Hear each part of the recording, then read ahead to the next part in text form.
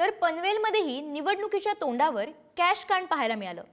पैसे वाटताना ठाकूर इन्फ्रास्ट्रक्चरचा कर्मचारी रंगेहात पकडण्यात आलाय। खारघरच्या प्रभाग 4 मध्ये पैसे वाटताना त्याला रंगेहात पकडण्यात आलाय आणि शेकापचे उमेदवार जगदीश घरत यांनी संबंधित व्यक्तीला पकडलंय।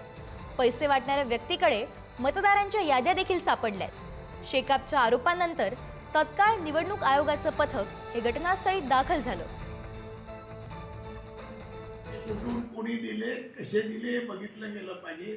लाखो रुपये त्या बॅगेत सापडतात आणि त्यामध्ये यंत्रणामागे ठप्प आहे आणि बेवारशिक करून पंचनामा करून त्यांना पाठीशी घालण्याचं काम जर निवडणूक यंत्रणा पोलीस करत असेल तर ते योग्य होणार नाही। मी त्याचा निषेध करतो आणि राज्य निवडणूक आयोगाला मी संपर्क साधण्याचा प्रयत्न करतोय आणि मी त्याबाबत त्यांना योग्य त्या दिशेने काम तपास करावा ही मागणी करतोय।